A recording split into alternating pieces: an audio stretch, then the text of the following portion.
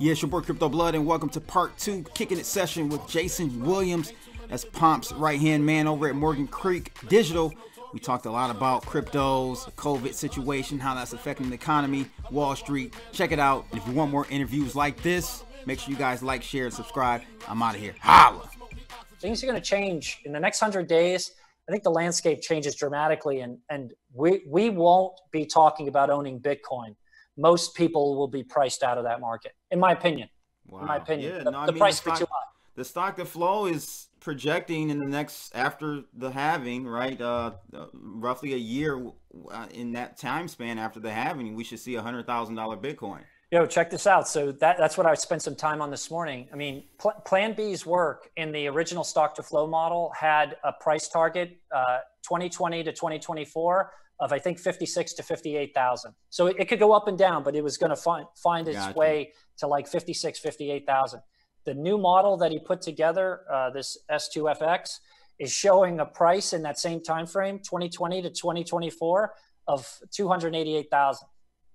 Bro, think about Bitcoin, 288,000 right now. If you have sats, they're worth something. If you have a Bitcoin, $288,000 of cash is a war chest of cash.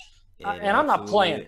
That's a lot of cash. If you have 288,000, that's a lot of cash. Mm-hmm. And I'm so thankful that that's a potential. I'm not saying it's a definite thing that could happen, but the potential of you being able to, in the next 3.5 years, have $288,000 of cash sitting in an account. You have to save like $500,000 or $750,000. You'd have to have an exit of a pretty big, substantial exit in some type of very focused investment to pull down $288,000 of cash. And you could literally do it for $9,000.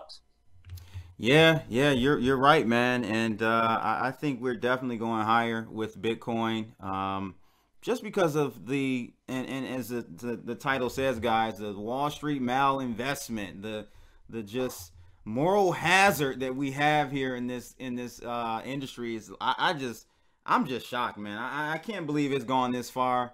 And I think, you know, new asset classes like cryptocurrencies are going to do very well in the coming future here very soon. Like you said, I think in the next 365 days, seriously.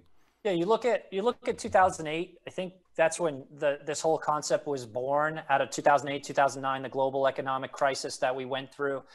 And when Ben Bernanke turned on the money printer in 2008, they quintupled the money supply.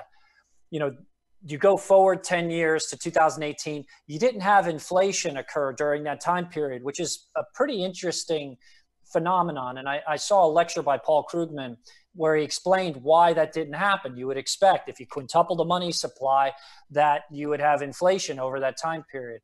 But the money never hit the markets. It stayed on the balance sheets of the banks. We have another extraordinary event happening right now where the money printer's going off.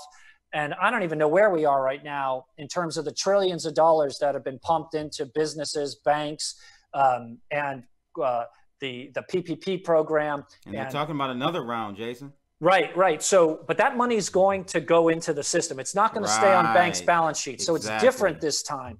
And when you think of why Satoshi wrote the white paper and what Bitcoin actually was born out of, this is kind of like a perfect storm. You couldn't write a better event for us to be going through right now. You've got the money printer going off. You've got economic uncertainty. You got unemployment north of 30% in the country. And you have the Bitcoin halving occurring during that event, which is kind of like Satoshi's marketing campaign. You know, every 4 years you have this Bitcoin Olympics. I think it's just brilliant, and it continues to be brilliant every time I return to the white paper and kind of read about something that, you know, I didn't really focus on the first time I went after it.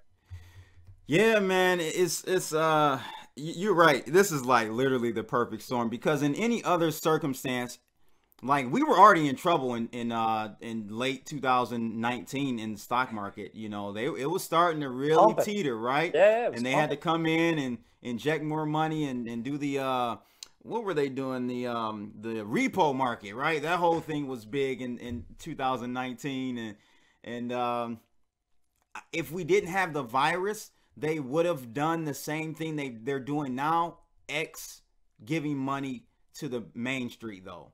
Yeah, I mean, right? It wouldn't have gotten to Main Street without this virus. Yeah, I mean, it was, again, when you think about a perfect storm, you had a potential recession, right? Yep. So the government was trying to protect us against a recession, doing all kinds of things, you know, interest rates to zero, what have you. And then a pandemic, which was crazy, right? That was like, you have this recession and a pandemic on top of it. So to your point, with them now printing money and giving it to Main Street, that's where the inflation, the price inflation is going to happen, because they're now giving it directly to Main Street. It's not going to happen right away, I don't think. I think it's going to be a delay, like a pent-up demand. So whenever we do get on the other side of this virus, I think all that money, because we're not spending money. People are literally saving money.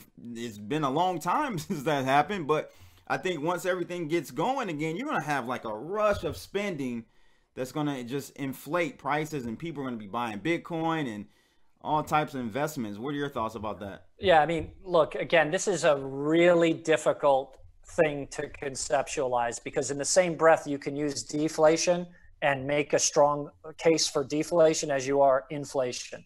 We've seen some things happen that have never happened in the course of our lives, if not in humanity. Oil, for example. Oh my God. Right? You have this event, which is really interesting, and it lays very well into Bitcoin and supply and demand economics, right? So if you totally cut the supply, something happens to demand potentially. And if you totally cut demand, something potentially happens to supply and the economics associated with them. Well, in oil's case, we totally crushed the demand side of oil. And the guys kept the supply going, even increased it, because there was a pissing match between the Saudis and the Russians, right? And they were really taking an economic shot at the U.S. At us. Yep. You got it. So they were taking an economic shot at us, but the Saudis and the Russians were doing their thing. Russia said, oh, we can go for 10 years with oil at $25. The Saudis pull oil out of the sand for like $6 a gallon, or $6 a barrel, excuse me. So they're at uber efficient situations, and the U.S. can't compete, I don't think, at $25, let alone $6. So here we are, supply up, demand to like zero, and what happens to the oil contracts? They go to negative $37 a contract, and I think a contract's 1,000 barrels on 420. Bro, what kind of world are we living in? It's like the craziest thing. So I'm sitting here in my basement, and I'm watching the two folks who deal in oil. You have people who take physical delivery, and you have bankers. And the bankers are trading contracts, but they get caught when those contracts expire. They have to take physical delivery. So they go to the market and they go, hey, take this oil for $10 a barrel. They roll it over, right? They roll the contracts over, right? But no one's taking it. So then they go, uh-oh, how about zero? Take it for free. Nope. No place to put it. Uh-oh, then it dropped negative. It got to minus $37 a contract. Can you believe oil became a waste stream? It became a waste stream. There was no place to take physical delivery of oil. Who would have thought that when you short a position, there's essentially or technically unlimited risk, right? Because the price of that asset can go up to infinity, right? Hypothetically. Who would have thought you would have unlimited risk buying an asset?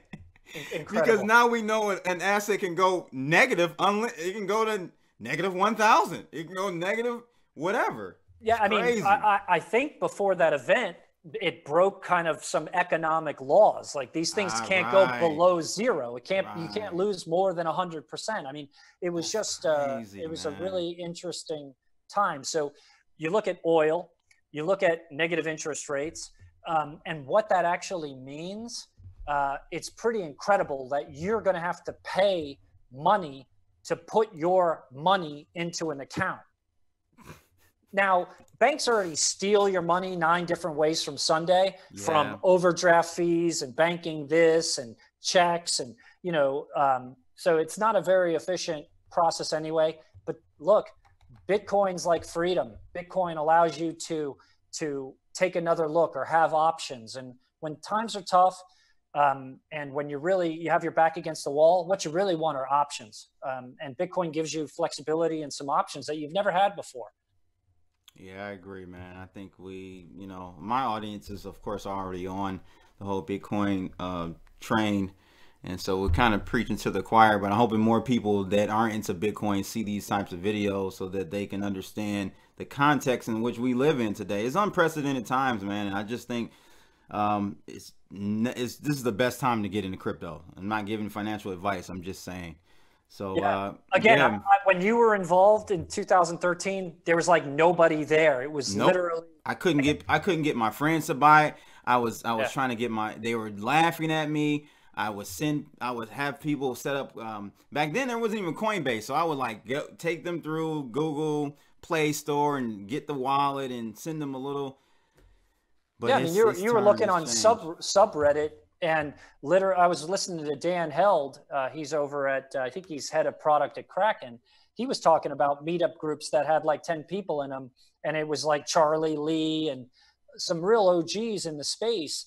But there was no one around. And I feel like that today. Like there really isn't institutions, a lot of invested capital in the space.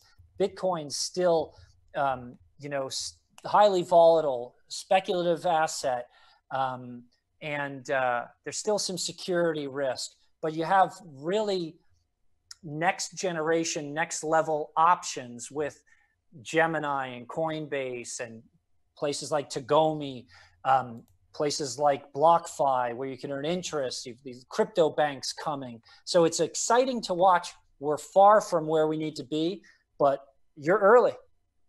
Yeah, man. So where do you guys, I was looking at your, I don't know if this is a prospectus document. I don't know what this is, but I saw something online I found, and it was talking about like your allocation of cryptos. What made you guys pick does that allocation change over at Morgan Creek Digital all the time, or how does that work? So are you looking at the Morgan Creek Digital Asset Index Fund?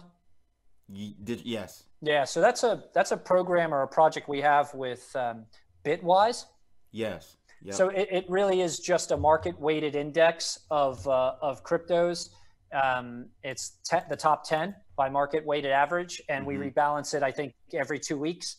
Oh, okay. And this is a document. That's a fund in itself, but the fund that we have is really focused on equity positions in companies and gotcha. and Bitcoin. Gotcha. Yeah, so how do you so have you guys invested? Are you invested in Coinbase? We are. Yeah, we're an investor in Coinbase, in full disclosure. But what we did was our first fund we raised. It was supposed to be a $25 million fund. We ended up raising like $42 million, and that fund is fully deployed at this point.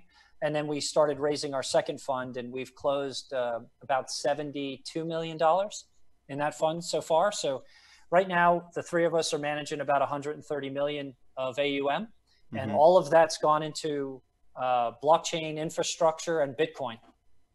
Nice. So, have you guys, I don't think there hasn't been any real, what do you call it?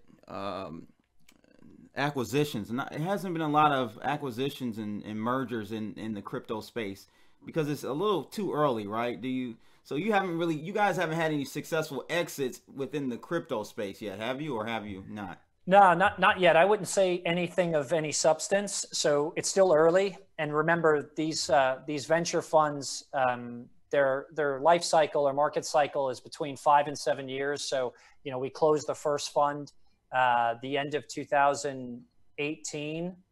So we started raising money right after that. So we're still early in the game. Still super early. So what's the normal cycle for a traditional VC firm? Yeah, it's probably 5 to 7 years. You start to see exits. Crypto could be a little faster. And to your point, I do expect to see consolidation and acquisitions. I see like a BlockFi, for example, being a prime target for a big bank. Why build it when you could buy something like that? So, I'm hopeful And the work that these guys are doing is fantastic. Yeah, I think you guys are really early in this whole on that side of the spectrum. I mean, you guys are gonna make a lot of money because I know one guy, he's a billionaire here in Michigan, and he just won't touch it. You know, and you got a lot of guys who've got big money that still can't grasp and understand the blockchain technology. So if the big money doesn't understand it, no, those are normally the ones, the smart money, right? The smart money normally gets in first. If the smart money is not even in yet, then you're hella early. Yeah, but right? I mean, I love this point actually, because if you look at institutional portfolios, and we get a chance to meet with professional money investors in all different types of environments, a lot of them don't have a modern portfolio construction. And what does that mean? Right. I'm using a term that may not be very popular, but if you look at the best in class portfolios, a lot of them have venture as part of their portfolio construction. Mm-hmm. So as you're dividing up your money into different asset classes, right, that venture bucket could be as much as 55% of a modern portfolio. Mm-hmm. And that's just not the case in most people's asset allocation. So gotcha. Imagine coming at them with saying, look, you need venture, and in your like high risk asset allocation bucket, you should put Bitcoin or crypto in that bucket because it has a very positive effect on your Sharpe ratio, but also for a small investment, you can have an amazing kind of return profile. And that was the message we kind of brought to the public pensions, and it seemed to resonate with them very well. So, you know, I look to seeing the modernization of portfolios, especially coming out of an event like this, and seeing hopefully venture and Bitcoin showing up. You guys are you're the first firm that had pension funds, right? Yeah, that's right. So we lay claim to the first fund to have pension money. So we had the Fairfax Public Pension Fund and the Police Public Pension Fund. Then we had the other anchors were a endowment, a hospital system, and an insurance payer. So it wasn't just high net worth people speculating or family offices speculating. It was actually institutional money, and those institutions not only invested in our first fund but followed into the second fund. So I had Ted Seidel. I don't know if you know who he is. He was on maybe about 2 months ago. He's the biggest whistleblower in history. I think he was a whistleblower for pensions. Like he does like, and he won like 75 million. Now that name, the name sounds familiar. Did it? It may have shown up in a book that I've read. I'm sure. Yeah. I don't know if he was the guy in $1 Billion Whales. I don't know if you read that book. Was he a whistleblower involved in that? $1 Billion Whales. It's about this guy, Joe, the Asian guy. Oh yeah, Malaysian. One MBD or whatever. Yeah. I read that book. I read. That book is fantastic. I didn't read it. I did the Audible. I did the Audible on that book. I love that book. That needs to be a movie, man. $1 Billion Whales. The guy loved rappers. He was hustling. I know. But I listened to it. Yep. Yeah, there was a whistleblower involved in that. He wasn't him. No. And then there was another whistleblower moment that came up in Maxwell's new book. That I was listening to. Let me pull it up. Go ahead. Yeah. So I say all that to say, I'm having him back on. He wrote a book with Robert Kiyosaki, so I'm gonna have Robert Kiyosaki and Ted Seidel on soon to talk about their new book called "Who Stole My Pension." But I just bring that up because it's like these pensions are in trouble, man, and they need some really high risk but high return to kind of bridge the gap, I would think, right? I love it. You're exactly right. That book is called Talking to Strangers.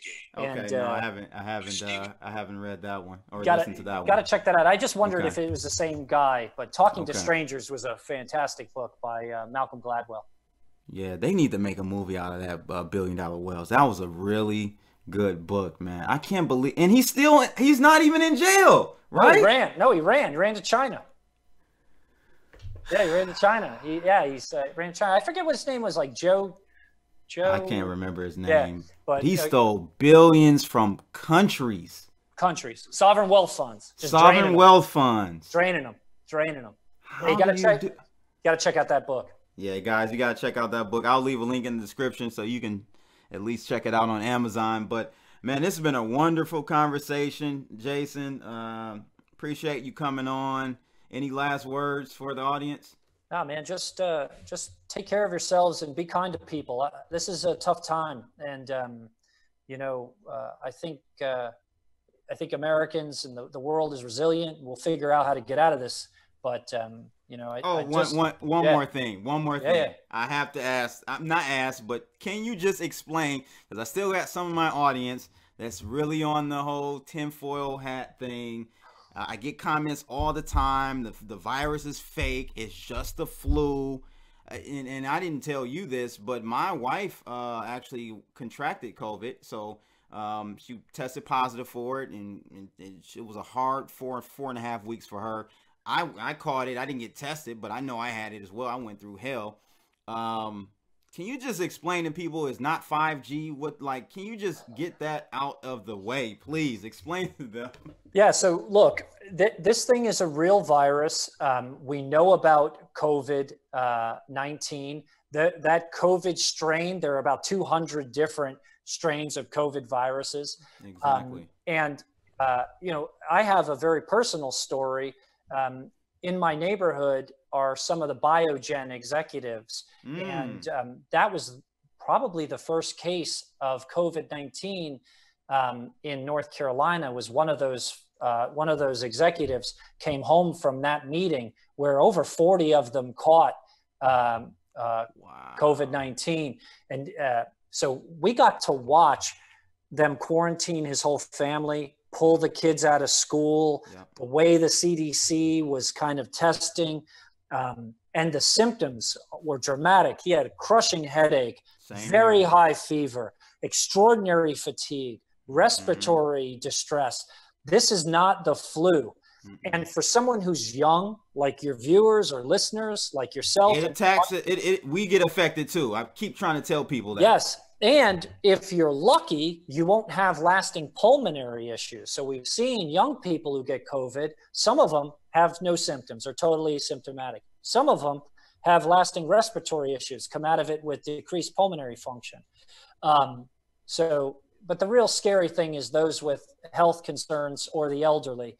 And that's where, young people, once we come out of these quarantines, COVID's going to be here and it's going to come back potentially.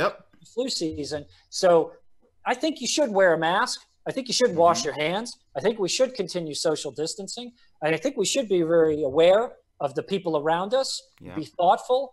And that's why I'm saying, please care, because it's going to start with caring.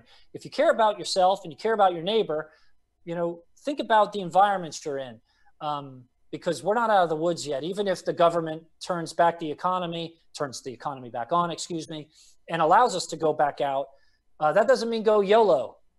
No, it doesn't, man. And unfortunately, you got states like Georgia, you got Florida. Look at the governor. Did you see the governor of Nevada? I mean, you should put the link. That was crazy. Oh, that CNN interview was insane. With I forget who was interviewing her, but it was like crazy. She was literally like saying, I want Nevada to be a case study, a petri dish. And the guy's like, wait, you're willing to risk the population just to figure out how bad this can be? I didn't say that. But it was like, it's crazy. We can't put economic interests before the health of our country. We cannot do that. And the thing is, Jason, is not the flu, guys. I'm telling you, firsthand experience. I've gone through it. I've had the crushing headaches. I had the back aches. I slept for 3 days straight, hallucinations in your sleep, all that. Like, we went through it, and I keep trying to tell people it's not just, and it's not about, see, they're in the media, Jason, they're putting it like this. Oh, you got the ones that survived and the ones that died. Like, it's just a binary thing. No, but the people who survived, they have to go through, like, we went through it for 5 weeks. This is, you know what I'm saying? Like a flu, Yes. you're down for, okay, 3 to 10 5 days. days. Well, even 10 days. 10 days. You got to, you know. No, this was a 5-week process for us, and just want people to take it more seriously. Even if you're not gonna die, it's gonna take you down, and you won't be able to go to work, and it's gonna disrupt you financially. So people just take it seriously. Yeah, look, until we have three things, we've already gone through a horrible situation by shutting down the economy and watching this whole thing play out. Let's get a vaccine as an option. I'm not saying you have to take it. As an option. I can't take it, man. Right, right, whatever. Let's get an outpatient treatment, something like Tamiflu. Let's get an inpatient treatment, an IV treatment, right? And a plan. And that's it. Once we have that, you got options, you get COVID, if your symptoms aren't bad, take the outpatient treatment. You need to be admitted, we have a plan. If you want a vaccine, get a vaccine. If you want to be tested to see if you have immunity, do that too. Yeah, my wife is going to do hers tomorrow, actually. It's right. funny you Why said not? that. Why not? Why not? No, but she wasn't going to do it initially because, listen, they said, okay, the criteria for you to get the antibody test is that we're going to test you if you have the antibodies, and then we're going to inject you with a little of the virus. She's like, hell no, I'm not doing that. And so they called her back. They called her back today. This was 2 weeks ago. They called her back today. And they're like, well, we can't get enough people to do this trial or whatever. And she's like, well, the reason is because people aren't, I'm not going to let you inject me with this virus again. Yeah. And they were like, well, can you just come and do the antibody? She's like, sure, I'll do the antibody test. Just to see. And vaccines are going to freak people out too, because, you know, you got multiple variations of vaccines. You know, we used to use this nasal spray flu vaccine that was a live attenuated virus, and people were just like, nah, man, you ain't spraying live flu in my nose. So I can only imagine if people are thinking that we're injecting live attenuated COVID. Right, and there are different ones, right? All of them aren't live attenuated, right? That's right. That's right. So okay. Interesting times, but, you know, maybe it's a message of compassion along with, you know, Biggie Smalls. Let's get it. Get that money. Let's get that Bitcoin. That's my joint, man. Again, guys, wow, an epic kicking the session with Jason Williams. Make sure you guys like, share, and subscribe, and click that bell to see more videos like this. We out of here. Biggie Smalls, spit your game.